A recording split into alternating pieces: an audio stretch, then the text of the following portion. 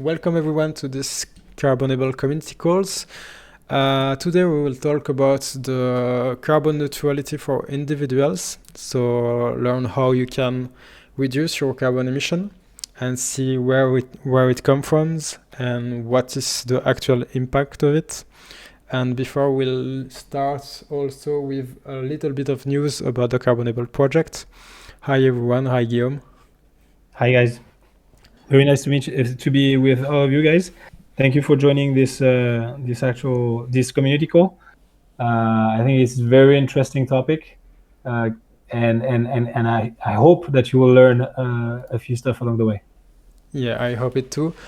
So first, I just wanted to say that we are so glad to see a lot of new faces here. So we are aware that it's partly because of the action of you guys that you did with the crew tree and the quest. So thanks for that.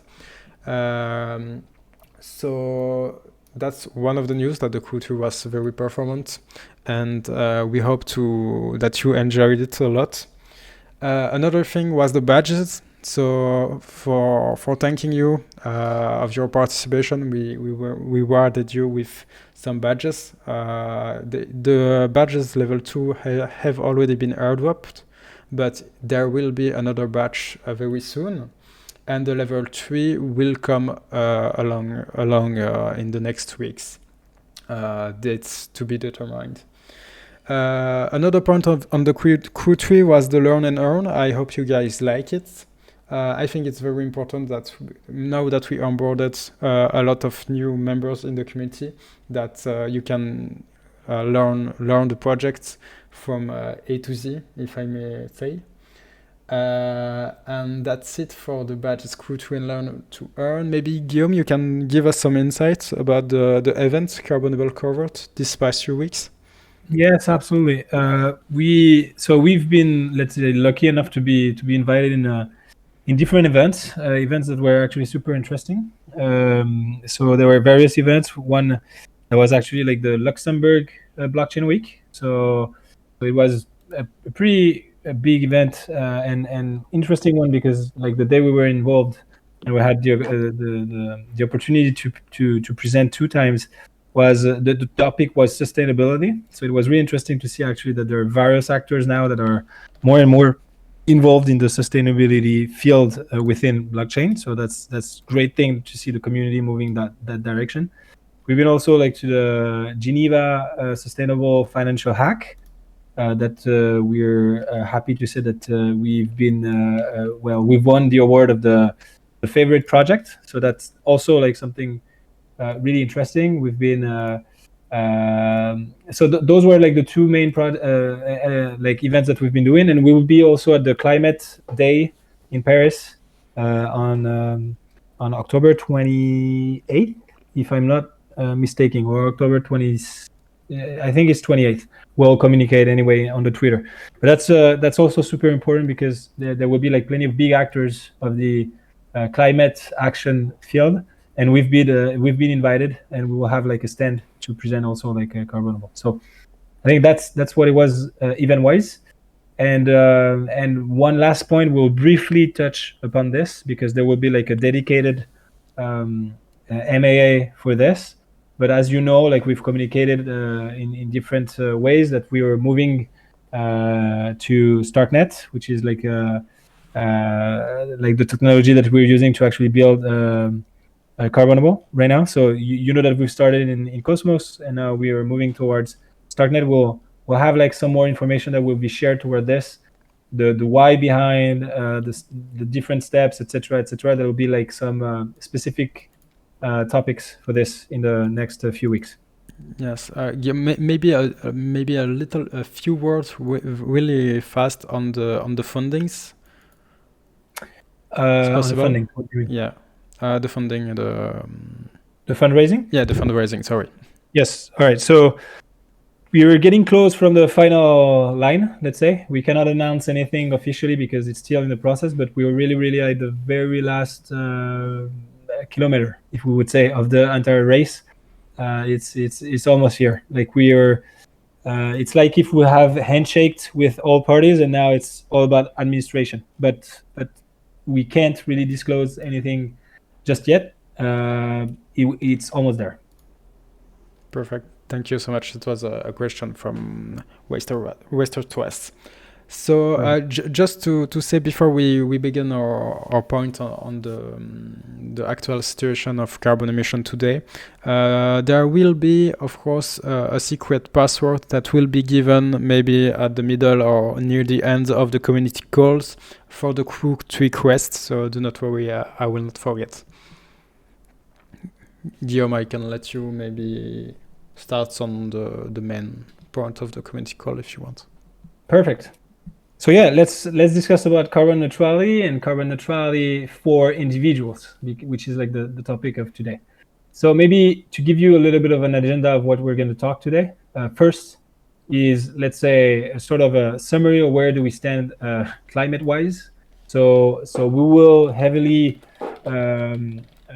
be linked to the IPCC report, the latest IPCC report. So we will relate what they provided with. So some key outcomes of this report. So we all have, let's say, like the background and the foundation of where do we stand right now.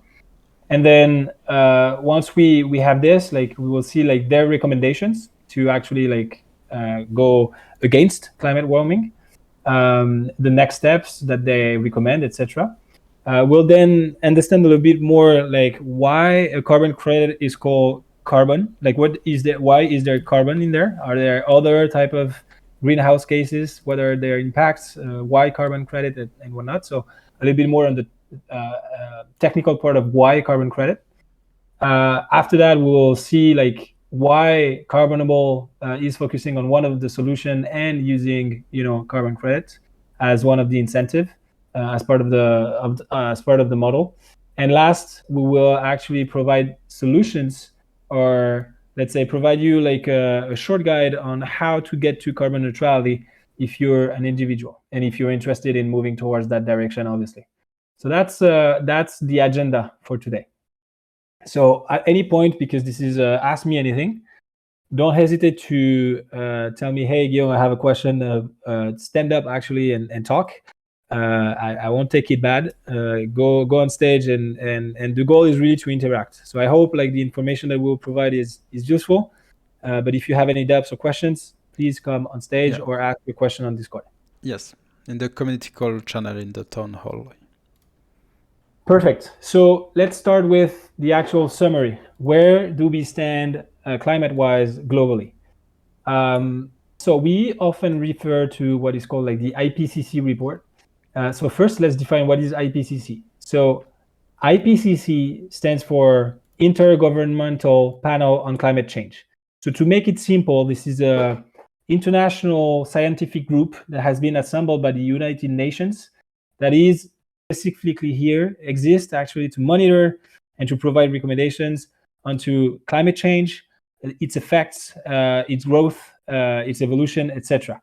So to give you a little bit of numbers, there are hundreds of scientists from 195 countries that have been brought together to run this IPCC. So this is, let's say, this is really like the reference when it comes to climate change worldwide. And so that's why we actually rely on those assessments to provide like climate facts. So there are various elements that came out of this report. This is a report that actually is more than 100 of pages. So it's what we were going to do today is really like a summary of the summary of this report. The idea is just to provide like the main outcomes that come from this report. We don't want to say that this is exhaustive, because this is not. It's just to help you, let's say, have a better visibility of what is the situation. So the very first point, and you will see that there are some negative points pretty much all along the way, but this is the actual situation, and so we don't want to hide it. The first point is that the climate impacts are already widespread. It means global, and much more severe than expected already. So already climate change is causing a disruption in every region in the world. So not only like a few countries, but in every region in the world. And with just like 1.1 degrees Celsius of global warming since the last point it was actually compared to. So what it creates is many things. So extreme heat, drought. So drought is like really, really dry places. Floods everywhere, as we saw recently in various countries, and food insecurity for actually millions of people actually as of today. So pretty much like that's what they present today. Half of the global populations, so we're saying half of them, faces water insecurity at least 1 month per year. So that's the current situation. It means like 1 people out of 2 on Earth is actually suffering from water insecurity at least 1 month during the year. Wildfires, as you could see in France, but actually worldwide, in like worldwide, are larger and larger every year. Higher temperatures can be seen in, let's say, globally, obviously, because this is called global warming. But this creates this is a vector for anything that has to do with diseases.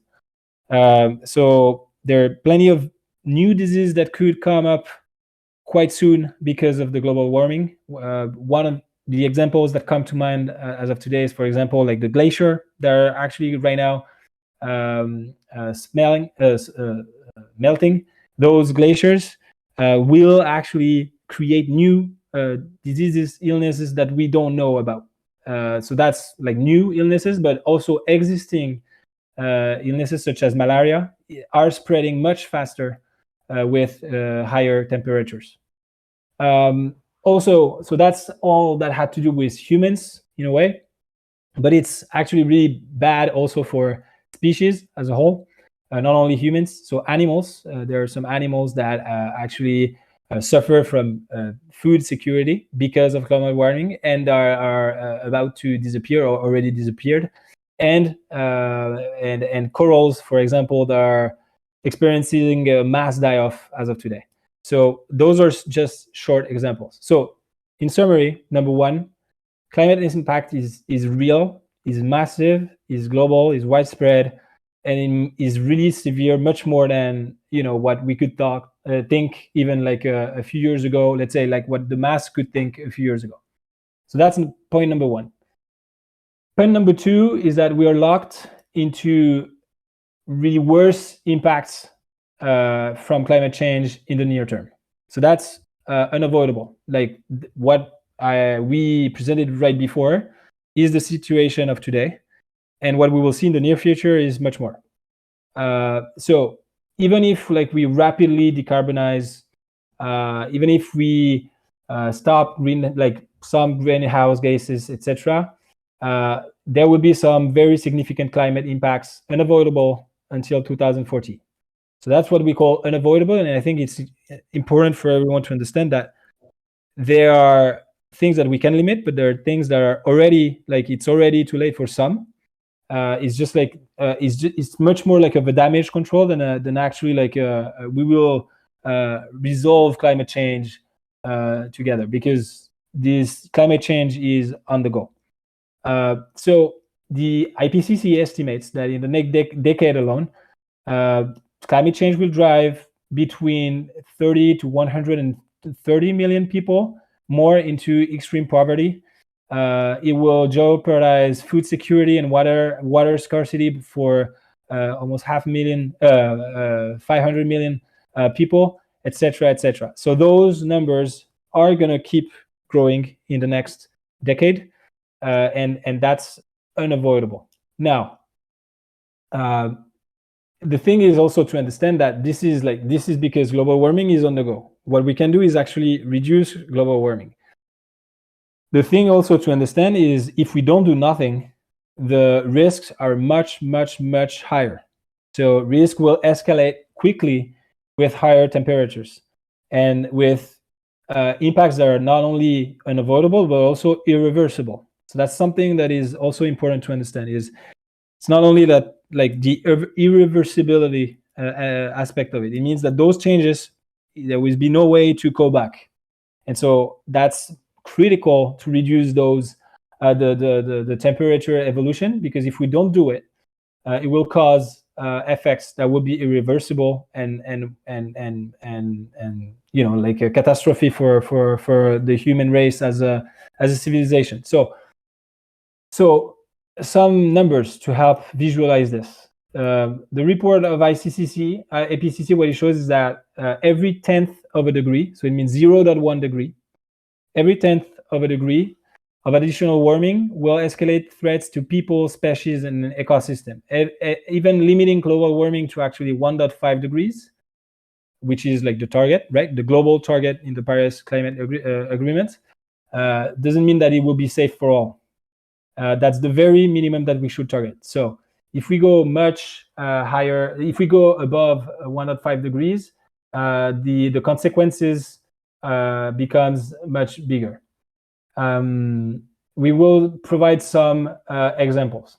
So, for example, if we just stick to 1.5 degrees, which is like the global target, as we said, like an additional 350 million people will experience water scarcity only by 2030.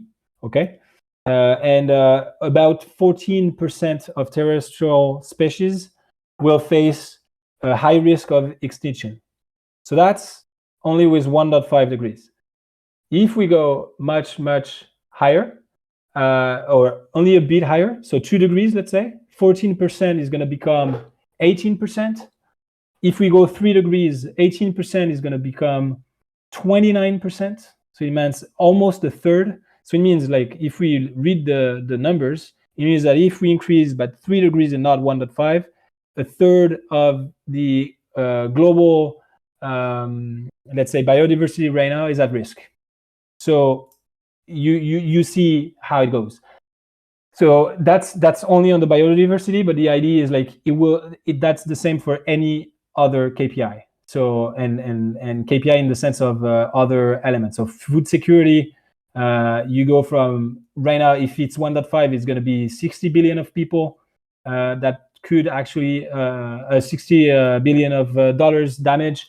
It could reach up to 100 billion damage if it goes to 3 degrees, etc. So the idea is just, you get my point. We won't go through all the elements. I think what we will do is we will share then a summary, an actual like a scheme that has been done by the World Resource Institute that shows like all the effects that will have like a small increase above 1.5 degrees Celsius, which is the target for everyone.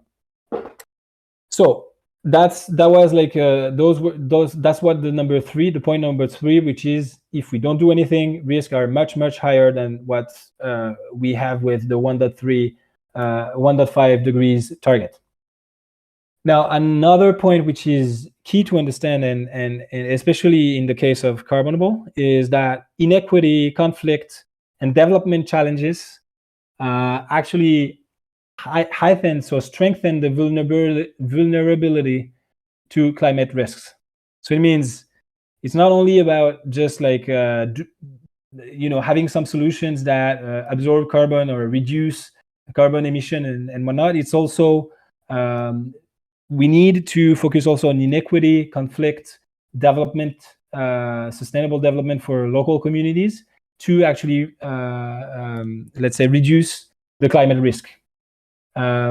Because the point is that right now we already have 3 billion people, so between 3 and 3.6 billion people that live in countries that are considered as highly vulnerable to climate impacts. So that's more than a third of the planet Earth. It's almost half. It's like 2/5 of the planet Earth that are already in countries that are highly vulnerable to climate impacts. So if we add conflict to this, or development, or poverty, governance, etc. elements, it will only bring those people even more vulnerable, and it will actually even just be a threat for climate change even more, because it will have a cascading effect, if we may say so. So that was the fourth key point of the IPCC. So as you can see, when we see those 4 reports, those 4 points, it's very, very negative. But I think it's super important that everyone has those elements in mind to understand that this is not just one thing, like a marketing thing, or just a purely greenwashing thing that has been invented by companies and blah blah blah. No, like everything that lies towards the latest IPCC report is key to understand for everyone, not only the companies but also the humans. I think education is something, knowledge about this is something that actually can spread action against global warming, and so it's important for everyone to know. So that's just a personal note on this. Now, what are the recommendations from IPCC? So there are feasible solutions that help, but we need more support. We need more support to reach, especially like vulnerable communities, but we need more support to actually reduce impact right now. So, for example, that's one of the points that we present in our light paper, but those are different numbers that actually showcase also like the gap that exists. We need we need to invest the equivalent of, let's say, $300 billion a year by 2030 and 2050. And at the moment, we only, let's say, the climate finance only receive 4 to 8% of it. So it shows you like the delta of what needs to be done to get there. Good news is that there are some solutions, adaptation options, that's what they call technically, to reduce climate risk if efficiently funded. So as you know, one of the key value prop of Carbonable is to streamline investment, so funding in one of those 3 key solutions. And we are impacting also one other one. So the 3 key elements that they provide as solutions are, number 1, social programs that improve equity and justice. As you remember, inequity, poverty, etc., creates more damage to climate change even more. So social programs that improve equity and justice are key. And so that's why also through Carbonable, we really push towards what we call like premium quality projects, which involve local communities and which have positive outcomes for local communities. That's really one point that is key. Point number 2 that they put in front are nature-based solutions. So it's pretty much what we focus on, Carbonable. So it means protection, restoration, and sustainable management of ecosystems. So that, I think, if you're here today, you know pretty much everything about it. But any solution that relates to nature-based solutions, we Carbonable focus on those. And then the last ones are new technologies and infrastructure. And what they suggest actually, so new technologies being like, for example, I don't know if you heard about it, like there are many companies working in very innovative solutions. One of them being like, for example, a sort of a carbon vacuum, a massive carbon vacuum that exists, that is being developed in Iceland. Those are solutions that are technologically driven. So it's not nature, it's technology that helps capturing carbon, for example. And so one of the recommendations actually is at some point to couple nature-based solutions with engineering solutions.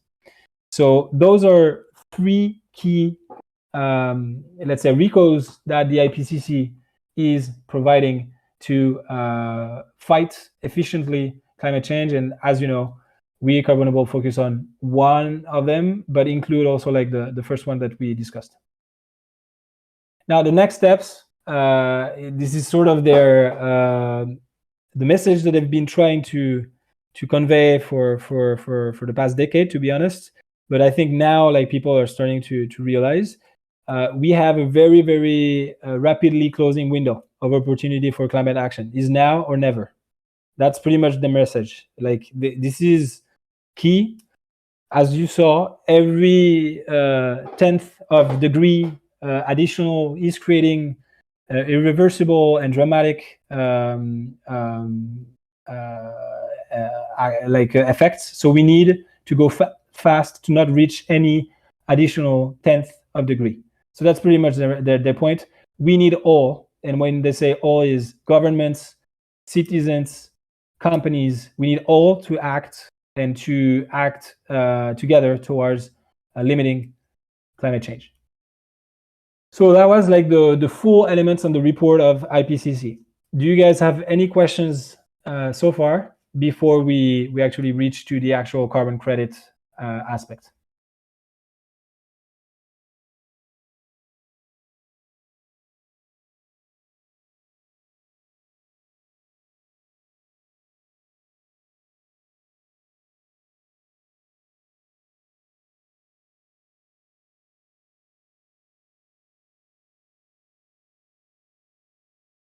All right. Perfect.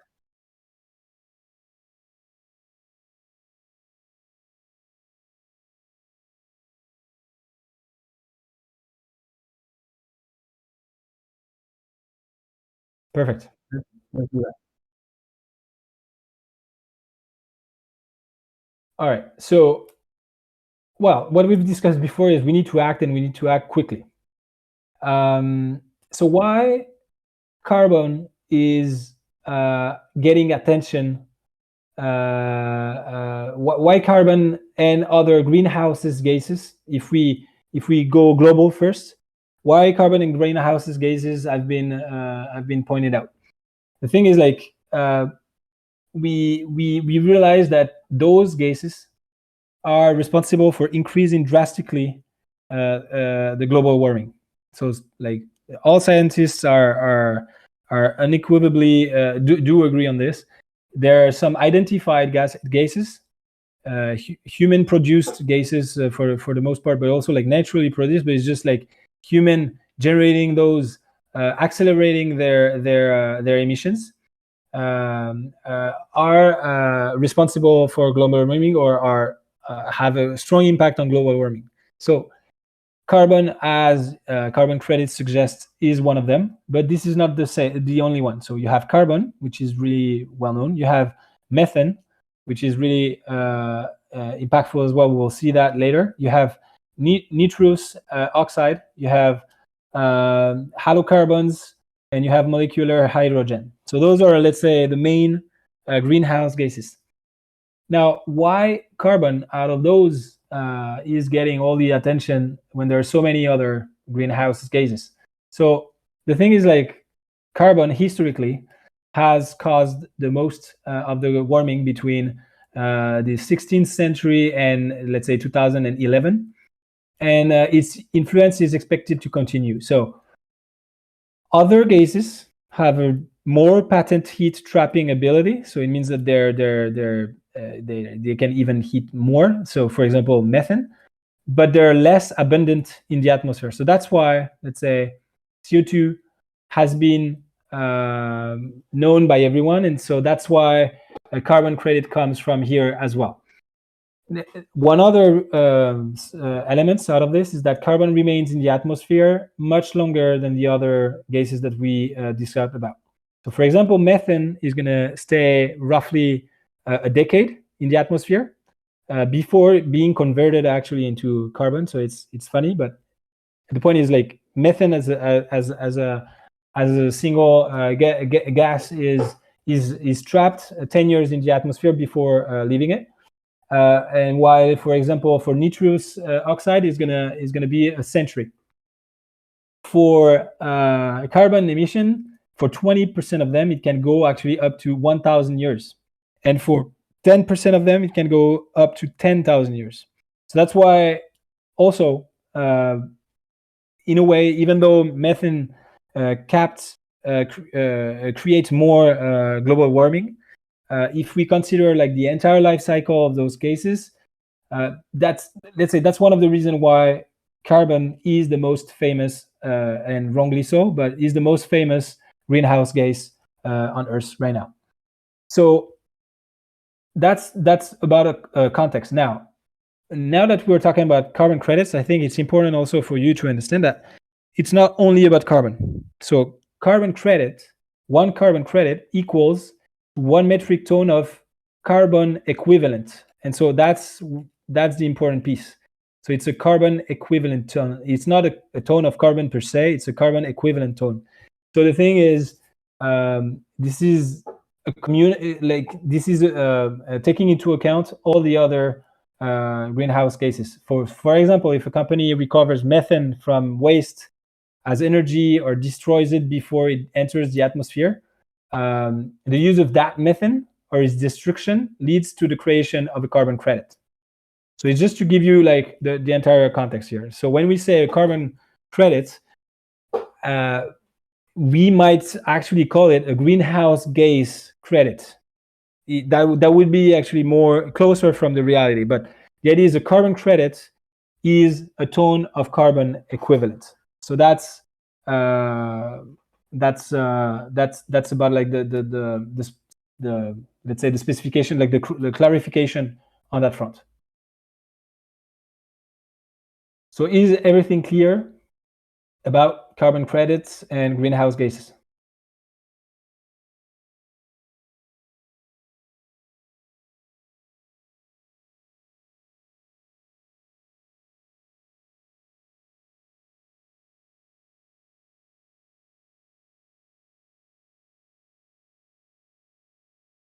Perfect.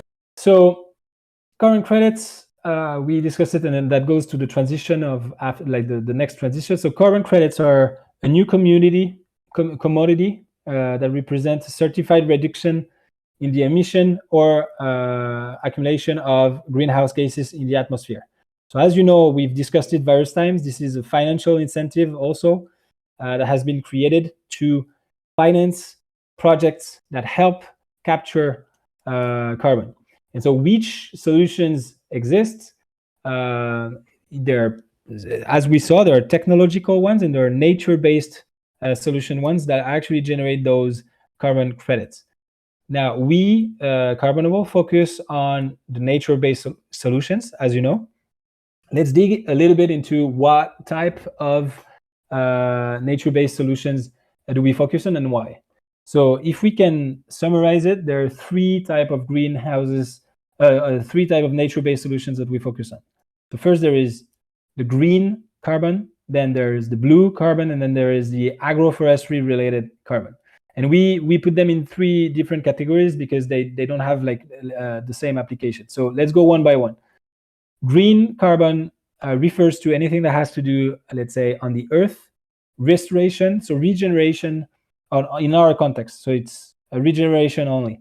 But in that's, I think it's important also to say, theoretically, it's conservation and or regeneration of nature. In our context, we specifically focus on regeneration because we think that this is, and not only we think, but like studies show that this is a very, very important piece for the future of planet Earth, because this is going to be like the future of the sequestration of carbon. So why do you, like, outside within those regeneration projects, there are three types, as we say, green, blue, and agroforestry. Now, green, what is green? Anything that has to do with nature regeneration that is on the surface of the globe, not involving oceans, etc. So the thing is, like 80% of the Earth above ground terrestrial carbon and 40% of below ground terrestrial carbon is in forests. So if we can actually almost like summarize green carbon, it would be regeneration of forests in the natural ecosystem. But that would be wrong because you have other carbon sinks that exist. But let's say the most famous one, and rightly so, is our forest because of its impact in terms of carbon absorption on the world. The thing also why forests are important, and that's also why like some of our projects focus on this, is that 25% of people on Earth depend directly on forests for food, for many elements, and it's like for actually also the medication, etc., etc.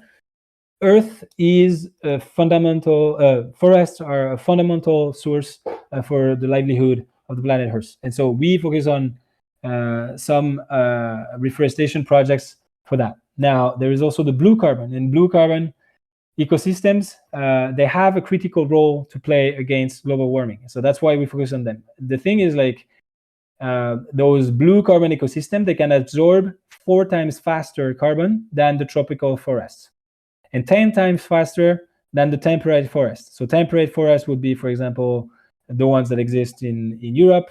Tropical forest would be obviously the ones that focus more towards the equator and the tropical areas of the world. So beyond the fact that climatically speaking, they have a big power, blue carbon ecosystems are also vital for human communities. So let's take an example. We have financed a mangrove restoration project. Mangrove restoration is key because it reduces climate risk, but it also provides co-benefits for the communities. So for the communities, because, for example, it prevents erosion from the soil. For ecosystems, because erosion from the soils that will destroy some existing ecosystem. For the fishes that live close by.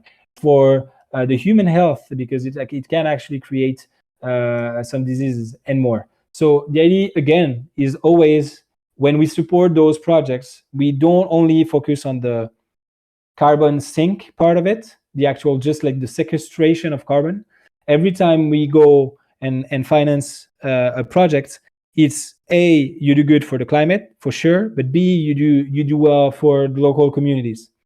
And that's key to actually address climate change. And so that's why all our projects will make sure that both go hand in hand. And so the last element is agroforestry. Agroforestry, let's do some math, and why is that super important as well? I think that numbers sums it up. About 50% of the planet's habitable surface, which means like where people can live, is agriculture, our lands as of today. Why? Because we need to feed the human race, and that's we need fields to produce the food for the planet Earth. So 50% of the habitable planet surface are lands, agricultural lands. So it means that we cannot just recover the entire Earth with nature. That is unrealistic, and that is not sustainable. So we need actually agroforestry. The principle of agroforestry is converting those lands into sustainable lands. So it's also called regenerative agriculture. So the idea is, like, for example, instead of having just like a land of carrots, let's say, you will actually plant also trees within them, within that field, so that it like the soil becomes better, and so it absorbs carbon. So it's simply called like a sustainable land management. So that's something that has been that has received a warm welcome in the past few years, and that's great. And things are moving forward really fast on that front, because as explained before, this is really a win-win-win for everyone. For the agricultures, because this is a way for them to monetize additionally, let's say, the fields. For the earth, because it absorbs carbon and it produces soils that are more healthy, and all the, let's say, externalities, positive externalities that come from the local communities as well, and reduce food insecurity. So all in all, agroforestry is also a very, very important pillar. So that's why we focus on those three pillars. That's why the two first ones that we've done were green and blue, and the next one that we will do is agroforestry.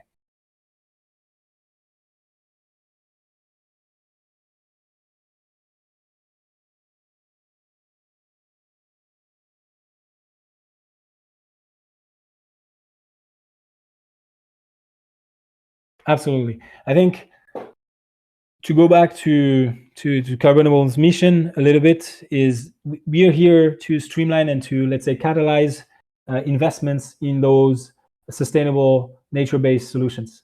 And so that's why, like, we presented those three. Who knows? Maybe in a few years there will be more. For example, right now, like, the blue carbon is focusing on the mangrove elements, because this is those are solutions that we can easily monitor and estimate the carbon that is being captured, but more and more there will be other type of blue carbon that will be blue carbon type of projects that will be available, and we will focus on them as well. Obviously, the idea is just like we focus on the projects that have the most positive impact for the planet and for the local communities and biodiversity, because ultimately all those points will create carbon credits which are premium quality, and it's also good for the investors. So it's just, again, like really a win-win-win scenario. So are there other questions on this, or can we go actually to the actual, okay, how do we move forward if we want to become carbon neutral as an individual? Yeah, we can. There's just a remarks from IWIC that say no matter how much we help nature, unfortunately, huge companies will never get on a good path. So I don't know if you want to answer to this remark.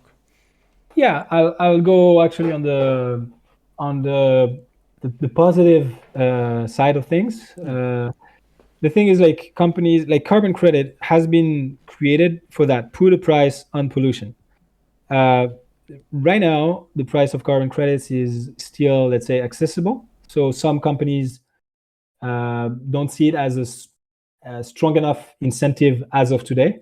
That said, you can see that the price has been growing and growing, and will reach actually a point where it will be really, really costly for companies to not to don't care about those. So factually and economically speaking, those credits have been invented with that let's say objective, and in the next decades we will reach that point. In the next years, actually, because it's growing super fast, we will reach that point. That's our perspective. Beyond that, we are in communication with various companies also, and we have to say also that we're pleasantly surprised, let's say, or not surprised, but we can actually assess and attest that various companies are taking now like climate change really, really seriously, and beyond just communication.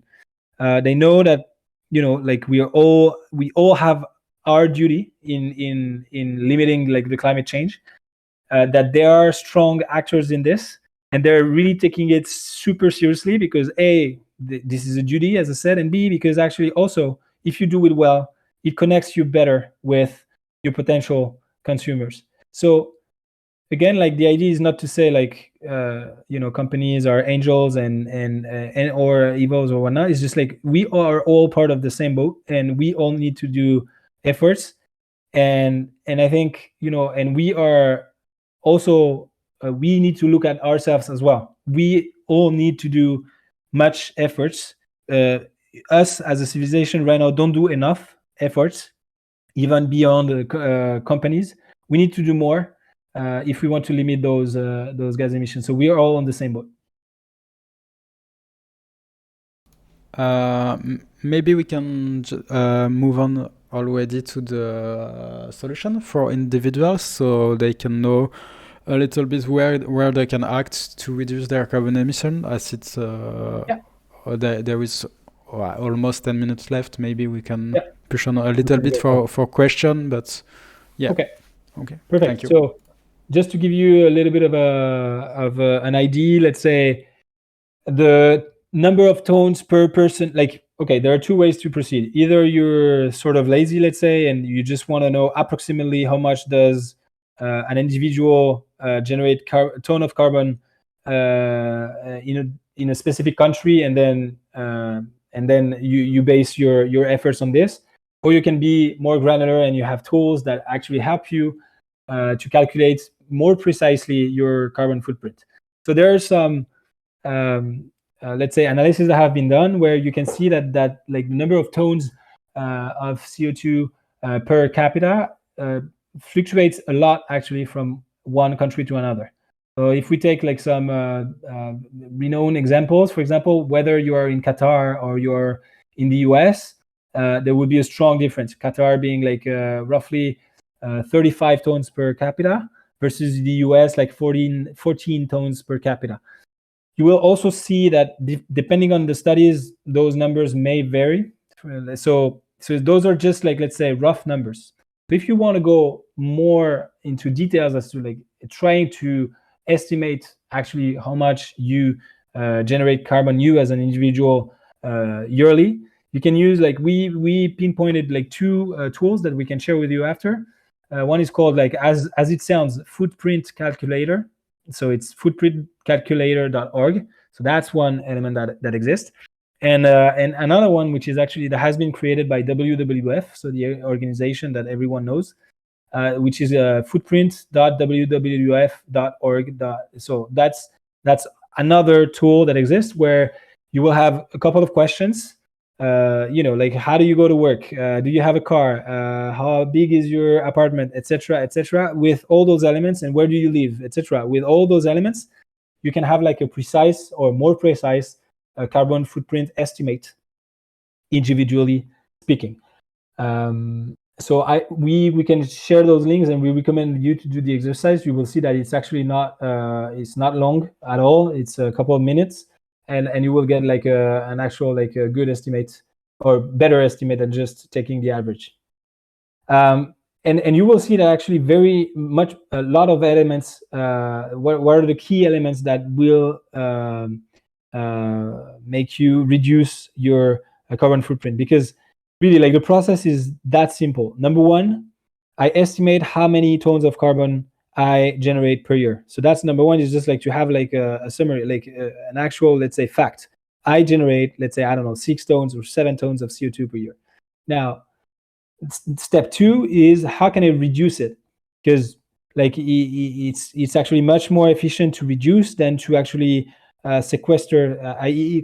compensate right away. You first do your carbon footprint, then you try to reduce as much as you can, and then the last step is you compensate. So that's really the order that we recommend, that everyone recommends as a whole. Now, like, to reduce, again, we invite you to read plenty of sources on the internet, but you will see that there are some main factors. One is, let's say, the point number one is on the road, in the sky.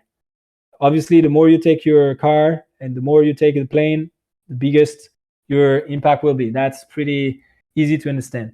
Now, so they recommend, obviously, like everyone recommends, to take train, bus, bike, etc. Actually walk if you can, etc., etc. What you eat also obviously has this very strong impact. So some clear recommendation. Number one is actually eat less meat. Meat has a dramatic impact on climate change, and the idea is, obviously, if we can all reduce meat, that will have a strong impact for our civilization, etc., etc. Like, you will see plenty of recommendation. Now, in your home as well, like the heat, the water, there are plenty of elements like this that you can actually be maybe more careful of, and that you will have a strong impact on your carbon emissions. And last but not least, what you buy. So obviously, if you buy things that are really cheap and not environmentally friendly at all, chances are that the impact on planet Earth is on climate change and planet Earth is really bad. So there are plenty of elements and also like labels that can help you select the right products to reduce your carbon emissions as an individual. So those are elements that we could actually provide, like some tips, let's say, that we've found, or links to that, so that you can also, like, if you are really convinced that, okay, you need now to act, those are like simple ways to act. Okay, so that's reduce your emissions. And then once you have reduced all your emissions to what we call the incompressible level, it means like you cannot reduce more your emissions, then comes the actual compensation. And for the actual compensation, well, you will have to use solutions such as Carbonable, because those are like solutions, and as of we know right now, we're the only one, the only solution that makes it available for all of you. But yeah, the idea is like using a solution that helps you capture carbon, remove carbon from the atmosphere to actually reach the carbon neutrality. So that would be the path. Number one, getting aware. And so that's part of what we've done today. Number 2 is calculating your carbon footprint. Number 3 is reducing your emissions. And number 4 would be compensate, i.e., contribute to carbon neutrality.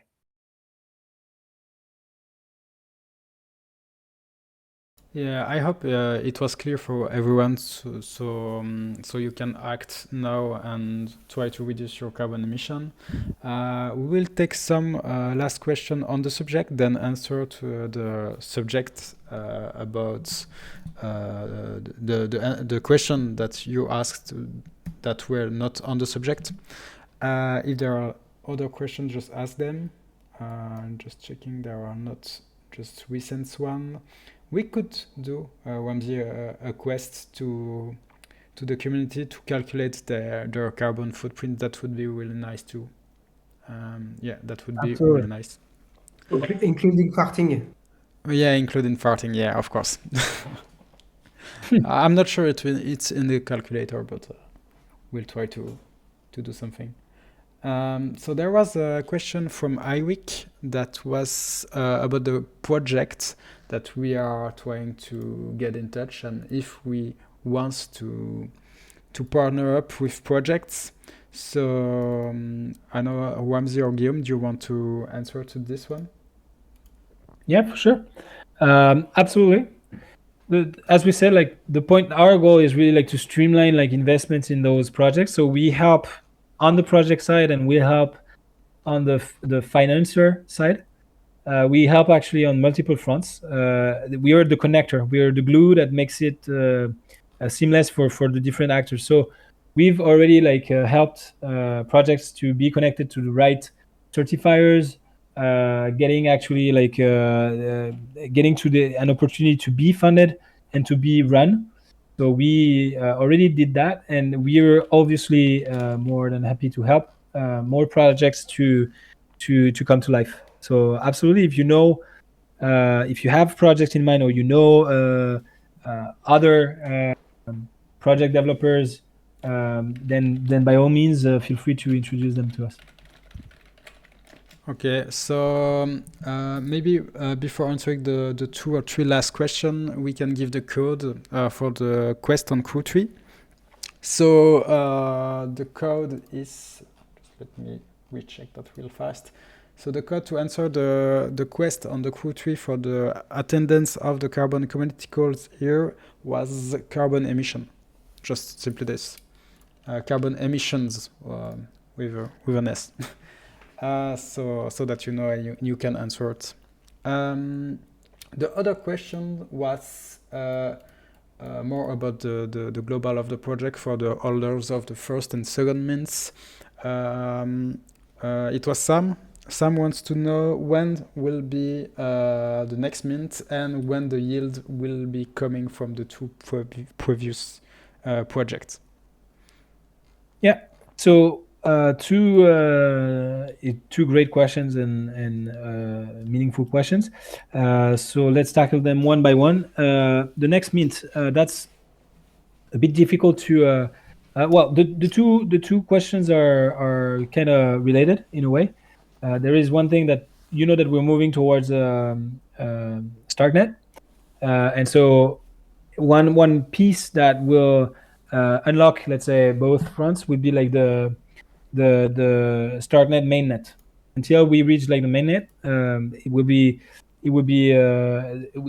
won't provide a new project to fund, or maybe, but it would be really like a manual process, let's say. So that's gonna involve extra work, and we will see, depending on really like the, let's say, the opportunity for the community and the will from the community, and we might do this let's say additional work if really needed. And for the yield, that's the same. We need actually like the mainnet to provide the yield through smart contracts. We are actually working on this, obviously, technically speaking, and it will be ready before the mainnet is ready. Yeah. Maybe just to complete your point, Guillaume, which is really clear. It's just to say, okay, today the focus is on building and on creating like a really strong ecosystems, including the B2B in our roadmap of investor. So we would like to make collocation of projects between consumer, anyone, individuals, for example, you as for the first project, and B2B. This is our envision. So in this way of thinking, the first things that we tested for the first mint is the reception of the individuals, which was pretty good. Today we are focusing on something really important, which is the technology and the durability. We are here to last. So to last, we have to be really strong in the fundamentals, in the structure, and this is what we are currently doing by fundraising, building the team, and building the new technology and partnership we have with the Starknet ecosystem. This is really important for us because we are proposing a project that will last during 20 years, and it's important that in 20 years they are deployed on a blockchain that here it will be still available. And this is why for now we have a big conviction in the Ethereum ecosystem.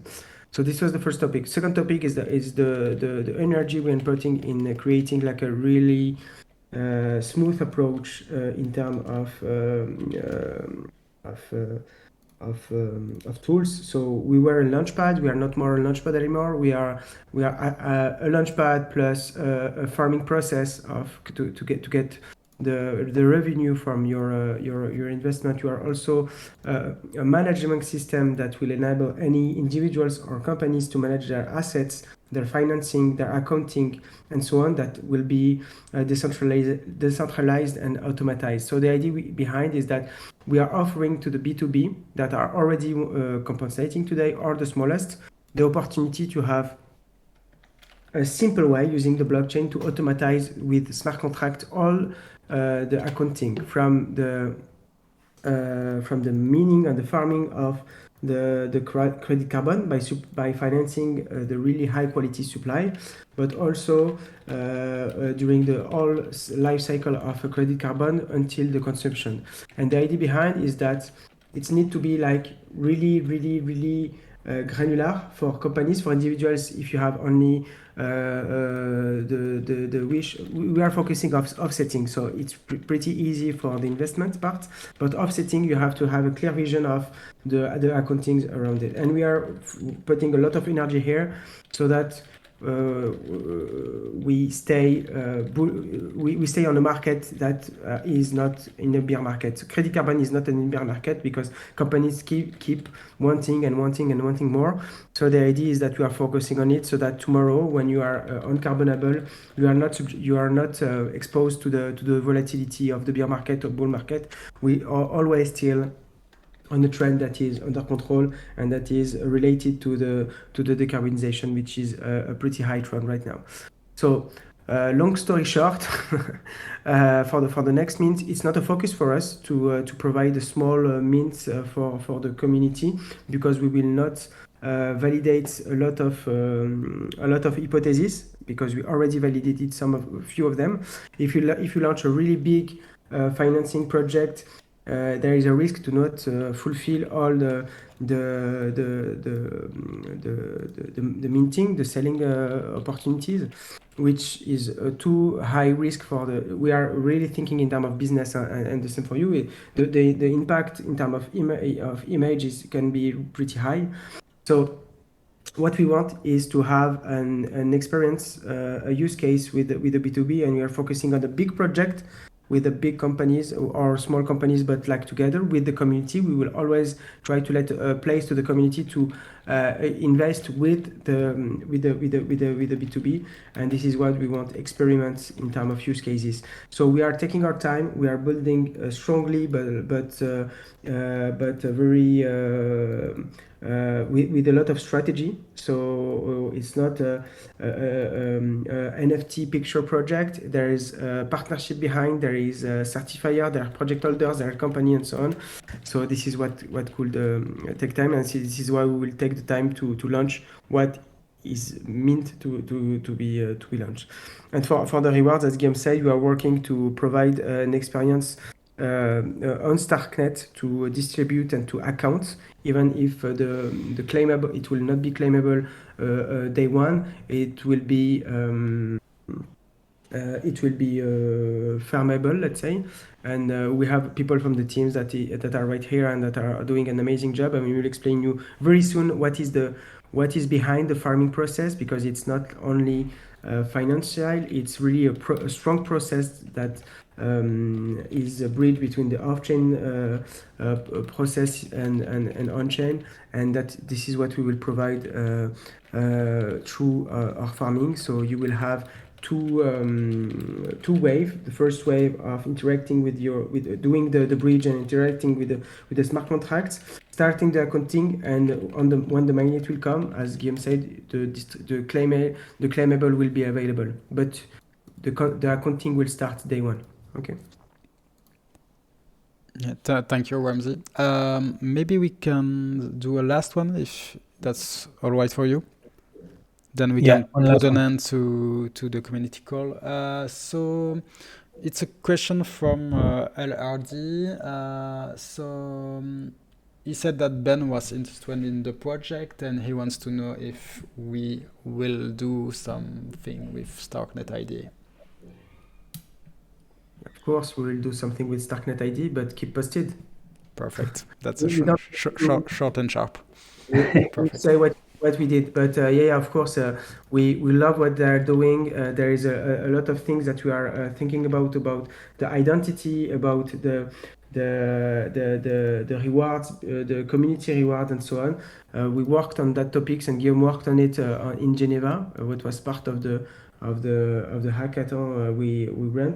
But yeah, we know them. We are working already with them. But you will see. Keep posted. Perfect. Thank you, everyone, for this community calls. Really glad you guys were able to come. I think they're asking for the code. Yeah. We already gave the code, but I can say it again. It's carbon emissions with an S at the end, and you will get the XP on Crew Tour for coming to the call. Thank you, everyone, for joining, and see you, I think, in 2 weeks. I will communicate the date very soon, and the topic will be carbon sinks colors. Thank you very much, everyone. Perfect. It was a pleasure. Thank you, everyone. See you. Bye. Bye.